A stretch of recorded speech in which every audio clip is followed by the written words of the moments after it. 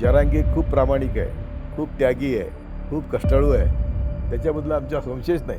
पण त्याला कोण नाचवतं हे त्याला माहिती नाही ना. शिवाजी महाराजापासून मराठे कधी एकत्र आलेले नाही.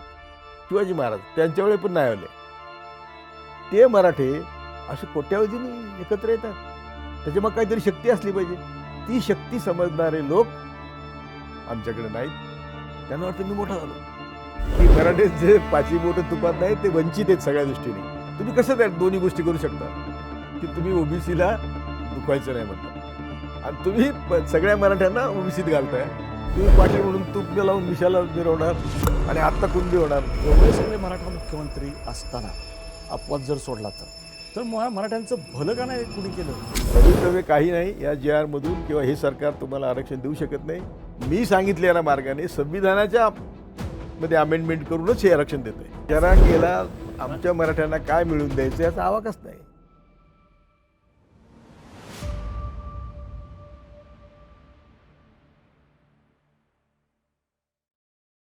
नमस्कार. बोलबिडू चर्चा या कार्यक्रमामध्ये परत एकदा सगळ्यांचं स्वागत. मनोज जरांगे पाटील यांच्या मुंबईमधल्या आंदोलनाच्या सांगतेनंतर जल्लोष सुरू झालेला आहे.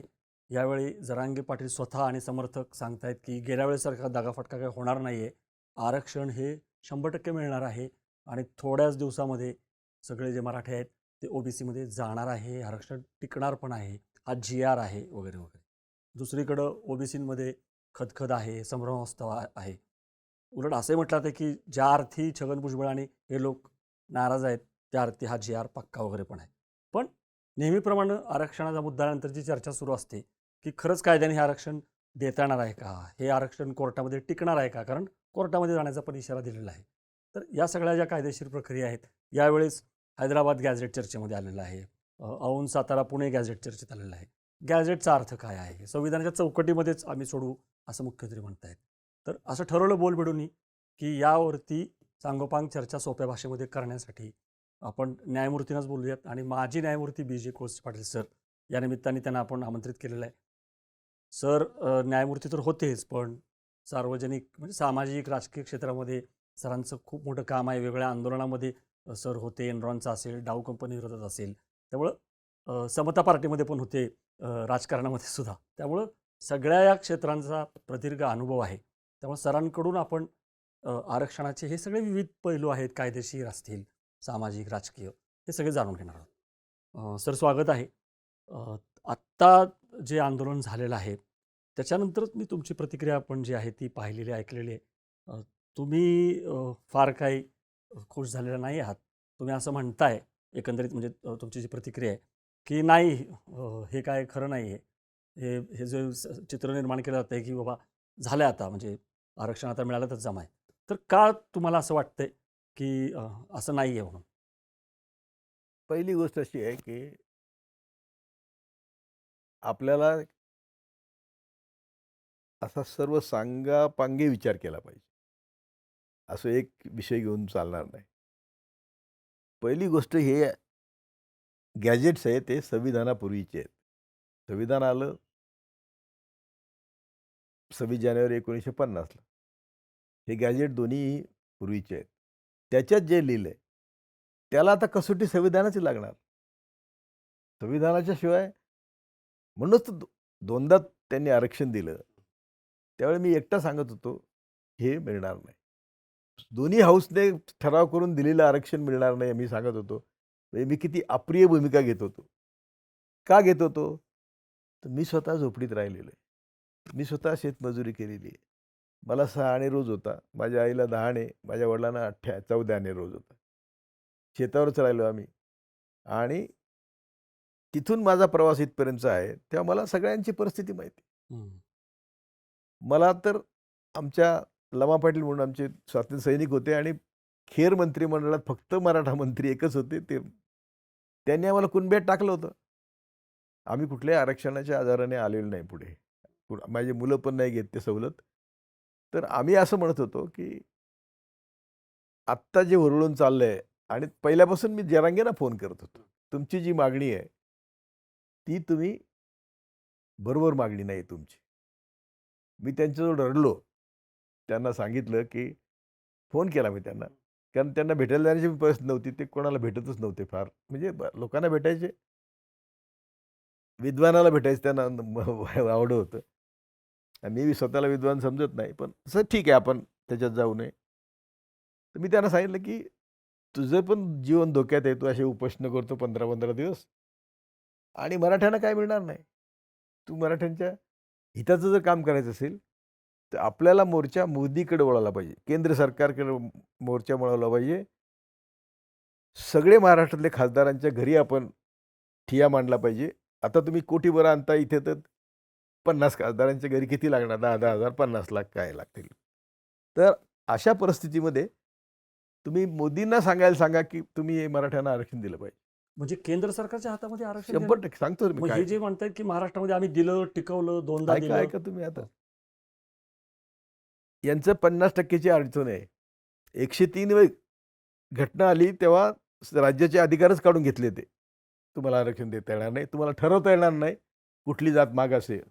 असे अधिकार काढून घेतले होते. त्याच्यावर थोडं वादळ झालं आणि ते परत आले. अधिकार ते परत राज्याकडे आले. परंतु राज्याने हे मागास ठरवलंय. काय पाहिजे आरक्षणात? आरक्षण गरिबी घालवण्यासाठी नाही. तरी केंद्र सरकारने EWSचं आरक्षण दिलं 10%. ते 50% च्या मर्यादेच्या पुढे आहे.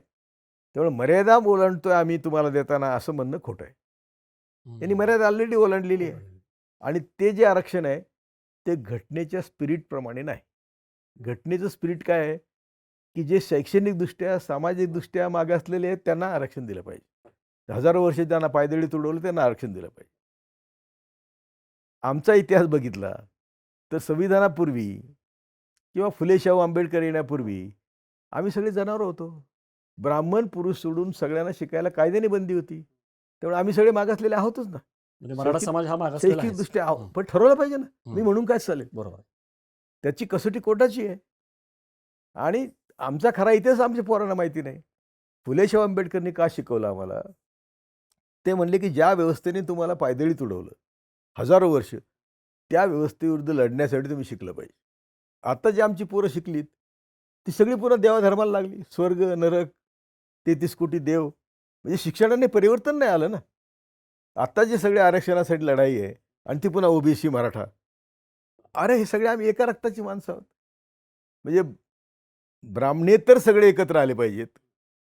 तर आम्हाला जितकी जितनी संख्या भारी उतनी उतनी भागीदारी मिळणार आहे. हा लाँग टर्म त्याला वाटतो.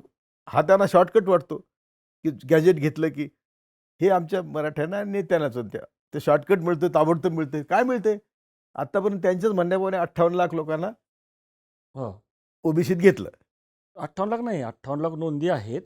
त्या आधारे 3 कोटी असा दावा केला जातोय. 3 कोटी लोकांना ओबीसी मिळाले. तर 58 लाख नोंदी आहेत. तर काय मिळणारच नाहीये. हे त्या आणि मिळालं तर ते टिकणार नाही. पहिली गोष्ट शिक्षणासाठी सवलत असावी तर सगळ्यांना कबूल आहे. सर टिकणार नाही म्हणजे तेच हा होतं. मी सांगतो ना. हो. पहिली गोष्ट तुम्हाला आरक्षणाने काय मिळणार आहे? तर शिक्षणाला सवलत मिळेल. नोकऱ्या तर अजिबात नाहीत 2014 पासून. टिकणार नाही जे मी म्हणतो. तर त्या जी-आरची कसोटी पुन्हा संविधानाला लावावी आणि ते कोर्ट लावणार आहे. समजा तुम्ही आता सर्टिफिकेट दिलं. त्यांनी ते आता कालचा जी-आर तर 2 ओळीचा खरा जी-आर आहे. तर उगाच बाकीचं फापट पसारा आहे. तर त्या जी-आरमधून तुम्ही तलाठ्याकडे जा, ग्रामसेवककडे जा, कृषी अधिकाऱ्याकडे जा. त्याच्यातून तुम्ही त्या नोंदीप्रमाणे सर्टिफिकेट घ्या. म्हणजे तुम्हाला मिळालं असं थोडंच होतं का? असं नाही होत. तर त्याची आता त्यांचाच वकील आहे फडणीसचा. तो गुणरत्न सदा वर्ते. तो लगेच काल त्याचा व्हिडिओ आहे, की मी चॅलेंज करणार आहे. हे कायद्यात बसतच नाही. आणि जी-आर म्हणजे काय कायदा आहे का? वगैरे, वगैरे. तर माझं एवढंच म्हणणं आहे, की संविधानाची कसोटी असते. त्या संविधानाच्या कसोटीत तुम्ही शैक्षणिकदृष्ट्या आणि सामाजिकदृष्ट्या मागासलेले ठरले पाहिजे. आता गायकवाड आयोग होता. हो. त्यांनी हे सर्टिफिकेट दिलं, की हे परंतु तुमचं सरकारमध्ये रिप्रेझेंटेशन किती? तर ते तुमचं भरपूर आहे. जरी मराठा संख्येत तेवढं नसलं तरी बऱ्यापैकी आहे. तर ते पण विचारात घेतलं आणि कोर्टाने विचारलं, की इंदिरा साहनीमध्ये जे ऑप्शन म्हणजे ज्याला आपण अपवाद म्हणतो. ते काय म्हणले, की 50% पुढे देता येणार नाही. अपवादात्मक परिस्थितीत देता येईल. देत आहे. तर ते अपवादात्मक परिस्थिती आणायला पाहिजे. ते आरक्षण तुमचं अपवादात्मक परिस्थितीत आलं पाहिजे. ह्या सगळ्या कटकटी करायच्या कशाला? आमची मागणी आहे, आम्ही आमच्या संविधानाच्या सुरुवातच आम्ही भारताचे मालक आहोत. आम्ही भारताचे लोक म्हणून आणि आम्ही काय कबूल केले भारताला? तर आम्ही सामाजिक आणि आर्थिक न्याय कबूल केलेला आहे आणि त्यासाठी बंधुता हा संविधानाचा आत्मा आहे. त्याच्याकडे लक्ष देत नाही कोणी. म्हणजे मग ही वर्णव्यवस्था जी आहे ती तिथं उच्चाटन होते. आज वर्णव्यवस्थेमुळं जे काही पोटभर लोकांना सगळी पदं मिळत आहेत आणि बाकी सगळे मिळतच नाहीत. हे आपण लक्षात घेतलं पाहिजे. नाही, पण तुम्ही म्हणलं बरोबर की आरक्षण हा अपवाद आहे, नियम नाही. हां, बरोबर आहे. हां. पण शैक्षणिकदृष्ट्या तुम्ही सांगितलं की कसा मागासलेपणा आहे, म्हणून मग फुले शाहू आंबेडकर शिकवण. पण सामाजिकदृष्ट्या मराठा समाज आणि जो मी आहे तेच सांगतो तो की मागास नाहीये ना, ही जी अट आहे ऐक ना, पुरोगामी समजला जातो. तेच म्हणतो हो. मी. अपवादात्मक परिस्थितीचा अर्थ असा नाही की तुम्ही म्हणाल त्याला बसवा. त्याला कसोट्या आहेत. हं. आणि ह्या कसोट्या आहेत त्या. तुमचं रिप्रेझेंटेशन सरकारमध्ये आहे का? तुमचं शैक्षणिकदृष्ट्या तुम्ही मागासलेले आहात का? तुम्ही सामाजिकदृष्ट्या मागासलेले आहात का? तुम्ही पाटील म्हणून तूप लावून मिशाला मिरवणार आणि आत्ता कुणबी होणार. मग मी काल म्हटलो ना, बरं झालं देवा तुकाराम महाराज म्हणले, "बरं झालं देवा कुणबी केलो, नाहीतर दंभे मेलो असतो." तर कुणबी करा, तर मग आता तेळी, साली, कोळी, मांग सगळे आम्ही एक आहोत. तुम्हाला आरक्षण त्यांच्याबरोबरच पाहिजे. तर मग लावा सगळ्यांची एकमेकाची लग्न लावा. तरीसुद्धा ब्राह्मणवाद फेल होतोय. तुम्ही जर हे केलं, तरी ब्राह्मणवाद फेल होतोय आणि तुमची सगळ्या सूत्र तुम्ही या ज्या आरक्षणाचं भाषा करताय आता, या सगळ्यांची सूत्र आरक्षणाच्या हातात आहे. हं. कोर्ट त्यांचे आहेत, ब्युरोक्रेसी त्यांची आहे. नंतर म्हणजे काय नाही त्यांच्या ताब्यात. 42 पासून त्यांचं प्लॅनिंग आहे, की आम्ही तर सत्तेवर येऊ शकत नाही निवडून. मग आम्ही या सगळ्या संविधानिक संस्था ताब्यात ठेवल्या पाहिजे. म्हणून या संविधानिक संस्था आणि मीडिया हा त्यांच्या सगळ्या ताब्यात असल्यामुळं तुमच्या हातात काय? पण तरी पण आता तुम्ही आता सुचवताय ऐक की ना, मोदीकडे आता जायला ऐक, पाहिजे. आता ऐक, पहिल्यांदा ऐक. बरोबर. जरांगेच्या आंदोलनाला जर पब्लिसिटीच मिळाली नसती, पब्लिसिटीच मिळाली नसती. आमचे लाखो लोकांचे आंदोलन आम्हाला पब्लिसिटी मिळाली का? नाही मिळाली. आम्ही त्याची पर्वा नाही केली. ज्याला पब्लिसिटी मिळते ती कोण देतं मग? कोण देतं? मीडियास. मीडिया कोणाचा आहे? संघाचा आहे. म्हणजे संघ ठरवतो की कुठलं आंदोलन मोठं करायचं आणि कुठलं आंदोलन छोटं करायचं. हे आम्हाला कळतच नाही. संघ ठरवतो की हजाराला दाखवायचं टीव्हीवर आणि कसं देशाचं वाटोळं करायचं, का जरांगेला दाखवून कसं मराठ्यांचं वाटोळं करायचं. पण जरांगे तर फडणवीसांच्या विरोधात आहेत. म्हणजे आणि मग हे फडणवीस बघा, मुख्यमंत्री हे किंवा बघा. संघ. जरांगे खूप प्रामाणिक आहे, खूप त्यागी आहे, खूप कष्टाळू आहे. त्याच्याबद्दल आमचा संशयच नाही. पण त्याला कोण नाचवतं हे त्याला माहिती नाही ना. ते सांगा ना मग. हे तेच महत्वाचं आहे, हं. की तुला ज्यावेळी प्रसिद्धी मिळते, जेव्हा गावागावातून लोक गाड्या घेऊन निघतात, त्याच्यामागे यंत्रणा कोण आहे? मराठ्यांचा पहिला एक मोर्चा झाला. शिवाजी महाराजापासून मराठे कधी एकत्र आलेले नाहीत. शिवाजी महाराज त्यांच्या वेळी पण नाही आले. ते मराठे असे कोट्यावधींनी एकत्र येतात. त्याच्यामागे काहीतरी शक्ती असली पाहिजे. ती शक्ती समजणारे लोक आमच्याकडे नाहीत. त्यांना वाटतं मी मोठा झालो. जरांगेला पण वाटतं मी इतका पॉप्युलर लीडर झालो आता की मराठ्यांना सगळं मी देऊन घ्या रे पोरांनो. घ्या रे नाही, खाल. पण सर हे इंटरेस्टिंग आहे. तुम्ही जसं म्हणाला की मराठे पहिल्यांदा एकजूट झाले. लाखाचे मराठा क्रांती मोर्चा पण निघाले. त्याला चेहरा नव्हता. पण जरांगेने चेहरा तर दिला. हां. आज मनोज जरांगे आणि तो चेहरा पण एकदम साधा आहे, पण फाटका आहे, अरे जो बेटा, साध्या भाषेमध्ये बोलतो. अरे बेटा, हां. जरांगेला पण पहिल्यांदा कोणीतरी चेहरा दिलाय. तो मीडियाने दिला ना. जरांगेला मीडियाने उचललं नसतं, तर आंदोलन मोठं झालं असतं का? नाही, तो एक भाग झाला. पण हे महत्वाचं आहे. आहे, महत्वाचं आहे ना. हां, मग पण जरांगे हे पण एक साधा चेहरा, political जरांगेला नाही सर. जरांगेला आमच्या मराठ्यांना काय मिळवून द्यायचं याचा आवाकच नाही. असं काय करतो? हे हैदराबादचं गॅजेट आणि सातारचं गॅजेट किती लोक बसतील याच्यात? तिथं म्हणताय सगळा आला मराठवाडा, सगळा पश्चिम महाराष्ट्र आला, विदर्भ तर झालेलाच आहे, कारण पंजाबवर देशमुखांनी दिलेलं आहे. म्हणून खानदेश आणि पण नाही. आणि त्याची पण नाही सर, नाही, आपण एक घेऊयात. म्हणजे तुम्हाला नाही, असं का तेच वाटतंय? घेतो, तेच घेतो. मला माहिती आहे. हो, तुम्हाला असं का वाटतंय की हैदराबाद गॅझेट लागू झाल्यानंतर सुद्धा मराठ्यांना मिळणार नाहीये आरक्षण किंवा मराठी ओबीसी दोन्ही गॅजेट लागू झाले हो. तरी मिळणार नाही. का? त्याचं कारण ते संविधान येण्यापूर्वीचे गॅजेट आहेत. त्याच्यात जे लिहिले त्याला संविधानाची कसोटी लागणार आहे आणि ती कोर्ट लावणार आहे. संविधानाची कसोटी काय आहे? त्यांनी समजा कुणबी ठरवले. आज ते सगळे शैक्षणिकदृष्ट्या आणि सामाजिकदृष्ट्या मागासलेले आहेत का नाही? हे ठरलं पाहिजे ना. आणि हे जर ठरवायचं असेल तर कोण ठरवणार? फडणवीस नाही ठरवत, जरांगे नाही ठरवत, हे ठरवतं कोर्ट. म्हणून हे तुमचं सगळे मॅटर परत कोर्टात जाणार. काय होतंय तुम्ही आता अजून लक्षात घेत नाही की फडणवीस एका हाताने आरक्षण देतात, दुसऱ्या हाताने त्यांचीच टीम ते आरक्षण चॅलेंज करायला उभी कर. सदावर्ते आणि बाकीची टीम आहे कोण आहेत? त्यामुळं माझ्या फार वाईल्ड एलिगेशन असतात, पण त्यांनी माझ्याशी नादी लागावी, चर्चा करावी. तर मग काय होतंय की आरक्षण उठवलं जातंय कोर्टातून. दोनदा उठवलं गेलं, तिसऱ्यांदा आता हे जे चाललाय प्रयोग. नवी मुंबईत जे सर्क्युलर दिलं होतं काय हो, जी आर सगळे होता, स्वराज्य अध्यादेश. तोच थोडासा बरोबर. हे करून दिला. हे आता जी आर त्यांना जाऊन देणारे, ज्यूस देणारे आमचे सगळे मित्र आहेत, त्यांना पण माहिती नाही त्यांना कोण नाचवतंय ते. असं काय करतात? तुमचं असं म्हणणं आहे की परत इथं फसवणूक झालेली. परत 100% फसवणूक झाली. असं छोटी मोठी नाही. हा सगळा जो मराठा तरुण आता आहे, समज एक दुसरं सांगतो तुम्हाला, कदाचित हं. आता आरती साठे घेतली आहे, बीजेपीची प्रवक्ता जज झालेली आहे, तिच्या पुढे मॅटर जाऊन इथं ते कायदेशीर ठरवून घेतील. तसं केलं मागच्या वेळेस पण केलं. हायकोर्टाने मंजूर केलं, सुप्रीम कोर्टाने नाकारलं. कसोटी तर लावायला पाहिजे ना सुप्रीम कोर्टाला पण. हायकोर्टाला सुप्रीम कोर्टाला वशिला असलं तरी सुद्धा कसोटी लावायला पाहिजे. तर ती कसोटी हे टिकणार नाही. त्यासाठी तुम्हाला हे सगळे कुणबी आम्ही जे घेतलेत ते सर्व शैक्षणिकदृष्ट्या आणि सामान्यदृष्ट्या मागासलेले आहेत, हेच प्रूव्ह केलं पाहिजे. ती महत्वाची कसोटी आहे. आणि ही कसोटीचं कोणाचं लक्षच नाही, ओके. कोणाचं लक्षच नाही. त्याच्यात आहे म्हणून आम्हाला द्या, असं नाही करता येणार. मगाशी तुम्ही बोलताना असं म्हणाला की 50% मर्यादेचं एक सांगितलं जातं, पण ती ऑलरेडी यांनी ओलांडलेली आहे. ईडब्ल्यूएस जे आहे बरोबर, ते संविधानाच्या त्याकडे येऊ. पण मला एक सांगा की आता शरद पवारांनी परत जो मुद्दा काढला की तमिळनाडू पॅटर्न लावा, किंवा तमिळनाडूमध्ये जर का 69 का 72% आहे, ते थोडं समजावून सांगा. काय आहे, म्हणजे कळू द्या लोकांना की तमिळनाडू पॅटर्न महाराष्ट्राला लागू होऊ शकतो का? आता त्याला मुळात जायला पाहिजे. 26 जानेवारी 1951ला संविधान आलं आणि जून 1951 साली त्याला पहिली अमेंडमेंट आली. पहिल्या या 1.5 वर्षात काय केलं सुप्रीम कोर्टाने? On the ground of equality and fundamental rights, तुम्हाला संपत्तीचा अधिकार काढून घेता येणार नाही, कोर्ट. तुम्हाला असं डिस्क्रिमिनेट करून आरक्षण देता येणार नाही, कोर्ट. मग बाबासाहेबांनी नेहरूने विचार केला, हे तर संविधानचं वाटोळं लागलंच, 1 वर्षात आपलं संविधान संपलं. आमचं जे स्पिरिट आहे, संविधानाचं स्पिरिट पुन्हा सांगतो तुला. स्पिरिट काय आहे? समाज, आर्थिक न्याय, राजकीय न्याय आणि बंधुता. त्याच्यात ह्या कसोटीत हे बसायला हे जे कायदे करावे लागतात सामाजिक आणि आर्थिक न्याय देण्याचे, ह्या कायदे त्यांनी कोर्टाने उडवून लावले.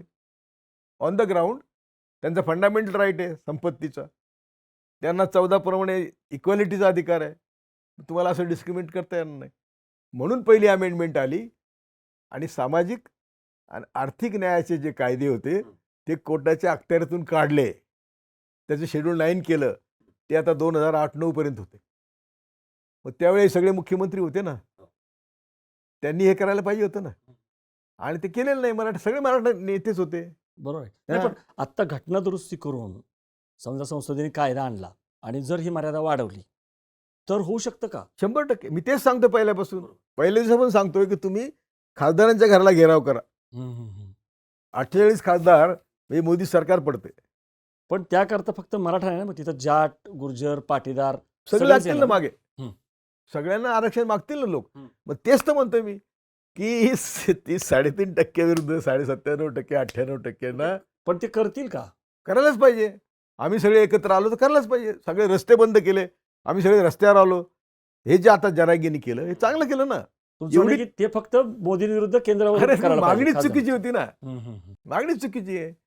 तुम्ही मागायला पाहिजे होतं की आम्हाला जाट, गुजर सगळ्यांना आम्हाला आरक्षण पाहिजे. जिसकी जितनी संख्या भारी उसकी उतनी सत्ता में भागीदारी, हिस्सेदारी. बरोबर. याप्रमाणे तुम्ही मागायला सर, पाहिजे. इंटरेस्टिंगली सगळी आंदोलनं जी आहेत ती शांत झाली. हं. जाट, गुर्जर वगैरे असं म्हटलं जातं की ईडब्ल्यूएस मिळाल्यानंतर जी आंदोलनं आहेत ती थंडावली. आता महाराष्ट्रामधल्या मराठ्यांना ईडब्ल्यूएसचा पण फायदा होतोय आणि एसीबीसी पण सर आपल्याला मिळालेला आहे. एसीबीसीमध्ये तर 10%, म्हणजे एखाद्या जात समूहाला एकट्याला इतकं आरक्षण मिळालेलं पण नाही. म्हणजे एकीकडेच सांगितलं जातं की ईडब्ल्यूएस आहे, हं. एसीबीसी आहे. एसीबीसी काय 10% आरक्षण आहे ना एसीबीसीचं. कसं 50%च्या पुढे जातच नाही, राज्य सरकारचं आहे.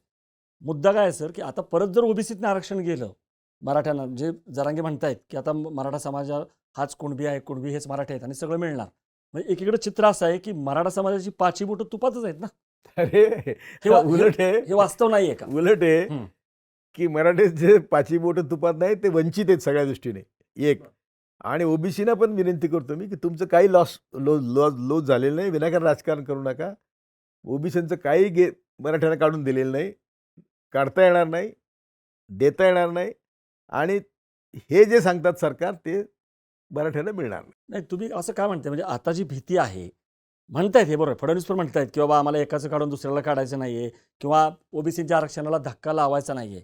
पण आता ज्या पद्धतीनं जरांगे दावा करतायत, सगळ्यात महत्त्वाचं म्हणजे पुढचा 2 महिन्याची जी मुदत दिलेली आहे की कुणबी हेच मराठी आहेत आणि तसा GR काढायचा आहे. म्हणून मी म्हणतो ना की फडणवीसच सगळ्यांना फसवत आहेत. सगळ्यांना जे फसवत आहेत ते फडणवीस फसवत आहेत, RSS फसवत आहे की तुम्हाला डोक्यात सगळं खरं जाऊच नाही. खरं तुम्ही कसं त्या दोन्ही गोष्टी करू शकता की तुम्ही ओबीसीला दुखवायचं नाही म्हणता आणि तुम्ही सगळ्या मराठ्यांना ओबीसीत घालताय. मी ते काही 52% ओबीसीला 27% आरक्षण आहे, त्याच्यात किती वाट तुम्ही घुसवताय लोकांना आणि तुम्ही कसं म्हणताय ओबीसीला तुम्ही देणार नाही, दुखवणार नाही. तर हे दोन्ही खोटं आहे ना, दोन्ही खोटं आहे. त्यामुळे तुमचं असं म्हणणं आहे की ही निव्वळ फसवणूक आहे. हा म्हणजे आता जे कालचा GR आहे तो कालचा GR निव्वळ आहे, फसवणूक आहे. तोही फसवणूक तो आहे. गॅजेट पण कोर्टाच्या- लागू होणार नाहीये. तो कोर्टाच्या कसोटीवर टिकल्याशिवाय नाही. हे जे सर्टिफिकेट देतील हे सगळे कोर्टाच्या कसोटीवर टिकले पाहिजेत. मी ते पण म्हटलं तुला की कोर्टाच्या कसोटीवर टिकण्यासाठी आजकाल जजेस सुद्धा हो, सगळे तुम्ही सांगितलं. नाही, भाजपचे मग आहेत. प्रश्न काय उरतोय? मग हा सगळा मराठा समाजाचा तरुण जो एक आस लावून बसलाय की त्यांना आज मी- आज त्याला काय वाटतंय? त्यांना मी तुझ्या माध्यमातून विनंती करतो की उगाच खोट्या आशेवर बसू नका आणि आरक्षण हाच सर्व आपल्या विकासाचा मार्ग आहे समजू नका. मी सांगेल तुम्हाला नाही, आरक्षण हे दारिद्र्य निर्मूलन नाही, बरोबर आहे. मिळालंच पाहिजे. पण सर काय झाले, आता विशेषतः मराठवाड्यामध्ये म्हणजे जिथं जरांगेंचा प्रभाव आहे तिथून आपल्याला का सगळा प्रतिसाद दिसतोय? तर तिथली जी शेती संपली, शेतीचे तुकडे पडले. आता त्यांना कुठंतरी एक असं वाटतंय ना की बाबा आरक्षण मिळाल्यानंतर शैक्षणिक आपण आधी इकडं की बाबा फीमध्ये सवलत मिळेल किंवा जरांगे आता जे दाखवत आहेत ना की बाबा हा बघा तरुण आहे, ह्याला MBBS ला ॲडमिशन मिळाली वगैरे. तर त्याला दिसतंय ना की जर मी ओबीसी झालो, जर मला आरक्षण मिळालं तर निदान शैक्षणिक आणि नोकरी यातला तरी राजकीय आरक्षण हे बरोबर आहे, राजकीय आरक्षणा कळीचा मुद्दा आहे. पण हे जे काही जरांगे पाटलांचा किंवा ह्यांचा दावा आहे तो तुम्हाला पटत नाहीये का? की हां, माझी लिंक तू तोडतोस. माझं म्हणणं असं आहे की एवढ्या मोठ्या ताकदीच्या आंदोलनाने शेतकऱ्यांना MSP मिळाली असती. मी म्हणतो तसं 85% विरुद्ध 15% किंवा 3.5% यांना सगळ्यांना आरक्षण मिळालं असतं. तुम्ही एवढेच प्रचंड मराठे आले आम्ही उठणारच नाही. आम्हाला जे गोळ्या घाला, आम्हाला जेलमध्ये टाका, आम्हाला मारा, आम्ही उठणार नाही. काय करणार सरकार? आणि तीच प्रेरणा मग जाट, गुजर घेऊ शकतात. ही मराठ्यांनी जर हा आदर्श दाखवून दिला असता की आम्ही कशाला कॉम्प्रोमाइज करू. पण आता इथं इंटरेस्टिंगली कोर्टाचा बडगा दाखवूनच हे समेट झाला की नाही पण ते आंदोलन? अरे तोच प्रश्न हा, आहे पण ना. नाही, मला तिकडे द्यायचं आहे की मराठा समाज ज्या ताकदीनं उतरला होता, आता सुद्धा 5,000ची मर्यादा पाळली नव्हती. हळूहळू मुंबई जी आहे ती ठप्प पडू लागली होती. ठीक आहे, काही हुल्लडबाज किंवा काही दोडगू जाते ते काय थोडंफार प्रमाण असेल. पण जरांगेंनी जेव्हा धमकी दिली की जवळपास 5-5.5 कोटी मराठे मी मुंबईमध्ये बोलवतोय आणि गणेश विसर्जनाच्या वेळेस सगळं ठप्प पडेल, तेव्हा कुठंतरी सरकार जागं झालं आणि कोर्टाच्या आडून, बरोबर आहे ना? मग तुम्ही म्हणताय की म्हणजे मराठीने ऐकायचं नव्हतं. सरकार कुठं जागलं आहे? अजूनही जरांगेला फडणवीस भेटलेले नाहीत. ते भेटणारे नाहीत. हा सरकार कुठं जागा नाही, पण मला या कोर्टाच्या ह्याच्याबद्दल विचारायचं आहे की म्हणजे कोर्टाचं एकीकडं- बरोबर आहे. नाही, कसं आहे? कोर्टाचं काम करेल. अरे नाही, तेच म्हणतो. मला काय म्हणायचंय, आरक्षणाचा जो प्रश्न आहे तोही कोर्टातच आहे, पण आंदोलन करायचं का नाही हे पण कोर्ट ठरवू लागलं. ऐक ना, हे कोर्टाचं काम कोर्टाला करू दे. आम्ही कोर्टाची ऑर्डर पाळायची की नाही आम्ही ठरवायचं ना. आम्ही कोर्टाची ऑर्डर पाळली नाही. कोर्ट काय केलं? आम्हाला जेलमध्ये टाकील. कुठं ठेवणार कोटीभर मराठ्यांना? बरोबर. परिणाम काय होईल याची जाणीव आहे की आम्हाला जेलमध्ये टाकतील. आम्हाला काय करू दे ना. पण तुम्हाला जर समाजाचं भलं करायचं आहे तर तुम्ही असंच भिवून चालत नाही. तुमचं म्हणणं की धैर्य जे आहे, धाडस आहे ते दाखवायला हवं होतं. हा. कोर्टाचा जो बडगा दाखवला होता तर तो तो त्यांना तोडून काढायला पाहिजे होता. मराठ्यांना कळू दे की एकदा आम्हाला एका कोर्टाने आमच्या आदिवासींना अटक केलं आम्ही कोर्टाला सांगितलं की यांच्याकडे काहीच नाही द्यायला, तुम्ही यांना जामीन द्या, पर्सनल बॉन्डवर सोडा. कोर्ट नाही म्हणलं. त्यांना त्यांनी येरवडा जिल्हा पाठवायचा हुकूम केला. संगमनेरची केस होती. मी सगळ्या आदिवासींना म्हणलं गाडी खाली पडा कोर्टाच्या ऑर्डर. नाही मानायची आम्हाला ऑर्डर. कारण तुम्ही आम्हाला आमच्यावर अन्याय करताय.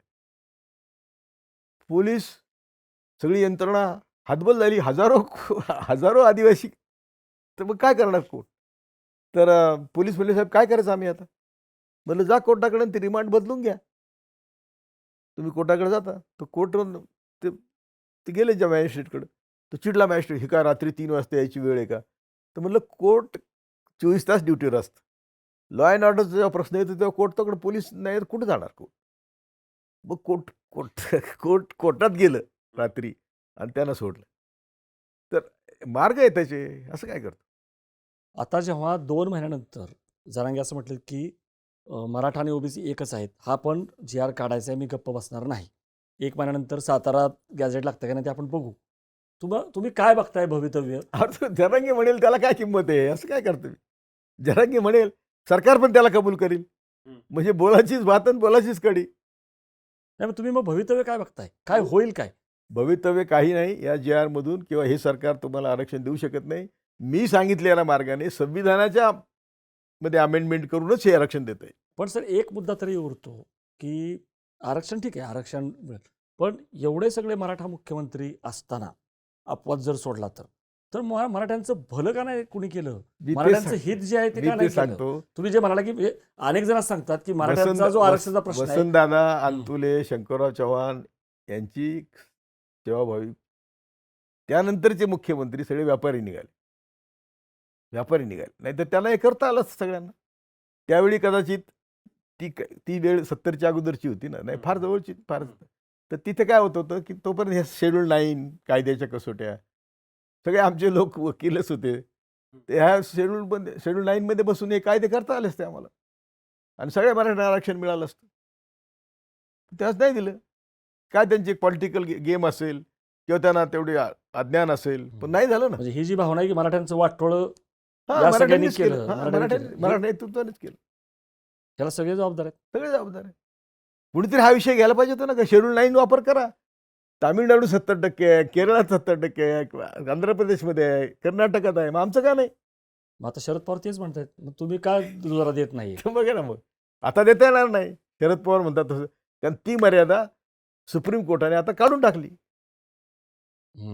सुप्रीम कोर्टानेच काढली की आम्हाला तुम्ही बाजूला ठेवले, तुम्ही काही कायदे करणार नाही, आम्ही ते स्वीकारणार म्हणून ते 2008-9 साली काढले. मला डेट तारीख माहिती नाही, जजमेंट माहिती नाही, पण ते शेड्यूल 9चा फायदा आता गेलेला आहे. आता जर कोणी म्हणत असेल की त्यांच्याप्रमाणे द्या, तर तुम्हाला अमेंडमेंट केली पाहिजे घटनेत. किंवा जनगणना जी आता होऊ घातलेली आहे आणि जी जातीय जनगणना असेल, तर तुम्ही जे मगाशी म्हणाला ना की जितनी जिसकी आबादी जिसकी जितनी संख्या भारी हिस्सेदारी, म्हणजे राहुल गांधी तेच म्हणतायत. त्याच्यानंतर तरी खरं चित्र स्पष्ट होईल असं वाटतं नाही तुम्हाला? नाही, जनगणना होईल. झाली ना बिहारमध्ये. आता जेव्हा पण ती महाराष्ट्राचं बिहारमध्ये झाली ना. हो. सगळं कळलंय की कोणाच्या हात किती प्रॉपर्टी आहे, सगळं कळलंय. सरकार कोणाचं आहे? ज्यांना धर्माच्या नावावर फक्त देशाला फसवायचं आहे, ती जनगणना सगळीकडे होईल. त्यातून सगळ्या आता त्यांनी कर्नाटक याची केली, आंध्र प्रदेशची केली. म्हणजे कोणाकडे काय आहे आणि कोणाकडे कुठली पदं आहेत याची गिनती झालेली आहे. याची अंमलबजावणी व्हायची असेल तर सगळीकडे ती जनगणना व्हायला पाहिजे आणि पुन्हा तेच आहे ना, संविधानाची एक अमेंडमेंट आहे. बरं सर, ओबीसीच्या मुद्द्याकडे आपण येऊयात. म्हणजे का म्हणजे छगन भुजबळ किंवा या सगळ्या लोकांचं जे म्हणणं आहे ना की स्वतंत्र आरक्षण द्या, तुम्ही आमच्या ताटामध्ये जेवायला येऊ नका. म्हणजे ऑलरेडी ओबीसीमध्ये आपण बघतोय 350-375 इतक्या जाती आहेत. मराठा समाज जर समजा आपण थोड्या वेळापुरतं धरूयात की मराठा समाजाचा खरंच ओबीसीमध्ये समावेश झाला, तर उलट हे मुळावर येणार नाही का? स्पर्धा वाढणार नाही का? आता जर 5-5.5 कोटी मराठी जर ओबीसी झाले उद्या, म्हणजे जरांगे जसं म्हणतात ते होतच नाही ना. ते जर होतच नाही तर आपण कशाला कल्पना करायची? जरांगे म्हटलं म्हणून काय फडणीस म्हटलं जरांगे असं नाही, पण म्हणजे लोकांचं जे म्हणणं आहे, जरांगे किंवा त्या सरकारचे प्रतिनिधी जे त्यांना पाणी पाजायला गेले, हे सगळे बळी आहेत. मग कोणाला काय मिळणार नाही आणि ते मिळालं नाही तर ज्यांना वाटतं की आम्ही दिलंय मराठ्यांना, त्यांनाच माहिती नाही की ते चुकीचं आहे. आज जो ग्रामीण भागातला मराठा तरुण आहे किंवा तरुणी आहे, तर त्याचं काय बघा, अनेक तुम्हाला माहिती आहे की 30-35 वय झालं तरी मराठा तरुणांची लग्न होत नाहीयेत. शेतकऱ्यांच्या मुलाला मुली पण दिल्या जात नाहीयेत किंवा जे मुलं येतात UPSC MPSCचं ते पण एक मृगजळ आहे आणि ते यासाठीच आहे ना की कुठंतरी बाबा सरकारी नोकरी मिळेल. आपण त्याच्यासाठी शेतकऱ्यांचं कल्याण कसं होईल याची आंदोलन केली पाहिजेत. मोदीने MSP कबूल करून दिली नाही. त्या आंदोलनात केवळ शीख होते म्हणून ते आंदोलन टिकलं. कारण शीख मनुवादी व्यवस्थेला खूप चांगलं ओळखतात म्हणून ते आंदोलन टिकलं. त्यात काय आपले लोक फार गेले होते काय? गेले असतील 10,000 लोक, पण खरं आंदोलन ते शिखांचं होतं. आणि त्याच्यात त्यांनी सरकारला नमवलं ना. नमवलं तरी सरकार काय करते? जे कबूल केलं ते देत नाही. पुन्हा ते तयारीत आहेत. ते लोक आता पुन्हा तयारीत आहेत. आम्ही सगळ्या भारतातल्या लोकांनी, शेतकऱ्यांनी एकत्र यायला पाहिजे. ही जी आता आजची महाराष्ट्रातली आहे, या आंदोलनात आम्ही म्हणलं असतं आम्हाला MSP पाहिजे, मिळाली असती. आम्हाला फ्री एज्युकेशन पाहिजे, मिळालं असतं. मिळालं असतं ना. नाही, पण मग आटकेपार झेंडे लावले होते आपल्या मराठ्यांनी. यार जाऊ दे. म्हणजे दिल्लीचे तख्त राखतो, मग ते का नाही होते? म्हणजे मला आणि मी तेच तेच म्हणायचंय. म्हणतो, आत्ताच्या कालच्या आंदोलनात मी त्याला निरोप पाठवला होता, उठू नकोस, भाग आंदोलन परत घेऊ नकोस. ते पोरं म्हणली त्याच्या जवळची की तू ऐकतच नाही कोणाचं, तू ऐकतच नाही. कारण ह्या एवढ्या मोठ्या जनसमुदायाने काही मागितलं असतं, योग्य मागण्या असतात तर सगळ्या मंजूर करायला लागल्या असतात. योग्य मागण्याच नाही ना. मग त्यांनी दिलं गाजर, घे 2 गॅजेट. ही डोंगर पोखरून उंदीर काढल्यासारखं आहे. असं काय करतो? नाही, म्हणूनच मी तुला म्हणतो की मग अरे मार्ग मी काय जीव असला तोडून पाहिजे? सांगतोय तुला, तर तू ऐकत नाही. नाही, तरी ऐकत काय? नाही असं नाही. हा. म्हणजे मला म्हणायचं की बरं. मला तुमचा मुद्दा पटला. तुमचं म्हणणं काय आहे नाही, थोडक्यात, की महाराष्ट्रामध्ये हा प्रश्न सुटणारच नाहीये. हा प्रश्न फक्त आणि फक्त केंद्र सरकार सोडू शकतं. केंद्र आणि महाराष्ट्र दोन्ही मिळून. दोन म्हणजे फक्त म्हणजे मोदींच्या दारात आंदोलन केलं पाहिजे, Yes. खासदारांच्या दारात आंदोलन केलं पाहिजे. येस. इथं काही होणार नाहीये, बरोबर ना? आणि मागण्या बरोबर पाहिजेत. असं काय करतो? हे काय काय मागण्या पाहिजे थोडं जरा सांगा. अरे सगळ्या मराठ्यांना आरक्षण पाहिजे. हं. त्याला त्यांचे गॅजेटचं काय कुबड्या घ्यायची गरज आहे आम्हाला. हं. तुम्ही काहीही कुबडी घेतली मागची, तर ती संविधानाच्या कसोटी टिकली पाहिजे. संविधानाच्या कसोटीवर आरक्षण फक्त केंद्र सरकार देऊ शकतं. राज्य सरकारचा हा विषयच हां, नाही. कारण आता जर सुप्रीम कोर्ट सुद्धा म्हणेल हं. की अमेंडमेंट केली तरी आम्ही देत नाही आरक्षण, तुम्ही EWS का दिलं? We can ask even supreme कोर्टला विचारू शकतो आपण. EWS कुठल्या संविधानाच्या स्पिरिटमध्ये बसते? बसतच नाही. मग दिलंय, मग आता आम्हाला द्या. आणि अनेकांचं असंही म्हणणं आहे की हे आरक्षण मिळवण्याच्या नादामध्ये जे आपण आहे ते पण गमावू, यात तथ्य आहे का? तुम्हाला असं आहे काय? वाटतंय पण का? आता गमवायचा प्रश्न कुठे येतो? आहे काय? जे काही EWS आणि काय आहे? SCDC आहे, अरे जे हे म्हणतात ना टिकवलं अरे किंवा बाबा, आम्ही मिळवलं. EWS मध्ये मेरिटमध्ये आपली पोरं कुठे येतात? बहुजनांची, खेड्यापाड्यातली ती पोरं शेटाफाटांचीच आहेत. थोडंसं मिळालं आपल्याला, तर मिळालं म्हणजे मिळालं काय? तर दात कोरायला मिळालं, दुसरं काय मिळालं? म्हणजे आमच्याकडे जे आहे ते गमावण्याची, आम्ही गमावण्यासारखं काही नाही. माझ्यासारखं मला गमावण्यासारखं काही नाही. काहीच नाही, बरोबर म्हणून मी पोलिसला भीत नाही, जेलला भीत नाही, मरणाला भीत नाही. बरोबर आहे. निर्भयता दाखवली पाहिजे. सर दुसरं तेच. विचार की नेहमी जी एक भीती दाखवली जाते ना, किंवा ते बरोबर आहे की बाबा महाराष्ट्राचं एक सोशल फॅब्रिक आहे, सामाजिक वीण आहे, ती उसवू नये. आता उसवली ना सगळी. म्हणजे आत्ता परत एकदा, म्हणजे जेव्हा महाराष्ट्राची स्थापना झाली तेव्हा यशवंतराव अरे चव्हाणांना जो 11 प्रश्न- वर्षात फडणवीसांनी सगळी वीण विसरवली आहे. पण ना, यशवंतराव चव्हाणांना जो प्रश्न विचारला होता की हे राज्य मराठ्यांचं असेल का मराठी असेल, आता परत तो प्रश्न विचारला जातो या निमित्ताने, मराठा आंदोलनाच्या निमित्ताने. तुम्हाला असं वाटतं का की दोन समाज जे आहेत ते शेवटी एकमेकांना समोर आणायचे, लढवायचे आणि आपली राजकीय पोळी भाजायची? हाच एक म्हणजे आरक्षण हे एक राजकीय हत्यार आहे. पुन्हा सांगतो तुला, हां. याच्या सगळ्या मुळाशी RSS आहे, भाजप आहे.